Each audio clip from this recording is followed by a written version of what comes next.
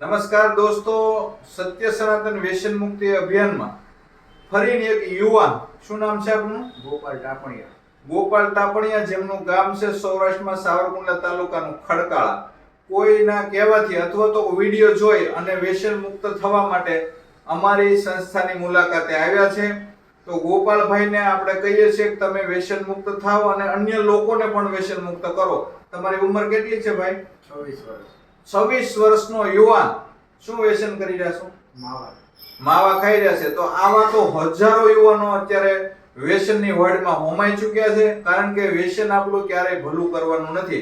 કેટલાય પરિવારનું નિકંદન કાઢનારો એ કોઈ હોય તો એ ટોબેકોનું વ્યસન છે. તો ગોપાલભાઈ અત્યારે એનો આત્મા જાગ્યો છે અને વ્યસન મુક્ત થવા માટે સત્ય સનાતન વ્યસન મુક્તિ અભિયાનની મુલાકાતે આવી ગયા છે. તો તમે પણ કોઈ લાજ શરમ રાખ્યા વગર અમારી સંસ્થાની એક વખત વિઝિટ કરો અને આ રાજકોટના જયા ફૈવા કિન્નર, જેઓ કિન્નર સમાજમાંથી આવે છે છતાં પણ સમાજ માટે એક કદમ એણે આગળ વધાર્યું છે કે મારા સુરતના લોકોને કોઈને વ્યસન મુક્ત થવું હોય તો અમે કિન્નર છીએ, છતાં પણ અમારા તરફથી તમે એને એક મુખવાસ ફ્રીમાં આપો અને વ્યસનથી મુક્ત કરો સમાજના લોકોને. તો આવા યુવાનો જ્યારે જાગ્યા છે ત્યારે ચોક્કસપણે વ્યસન બાબતે ક્રાંતિ થવાની છે ટૂંક જ સમયમાં.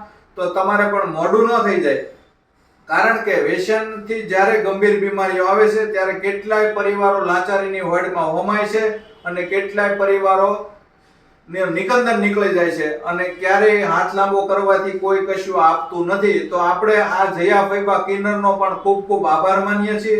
અને આ ભાઈ 26 વર્ષની ઉંમરે જેમણે વ્યસન મૂકવા માટેનો નિર્ણય કર્યો છે એને પણ આપણે ખૂબ ખૂબ અભિનંદન આપીએ છીએ અને પોતાના જીવનમાં વ્યસન મૂકી અને ખૂબ આગળ વધે એવા નવા વર્ષની એને શુભકામનાઓ પણ આપીએ છીએ.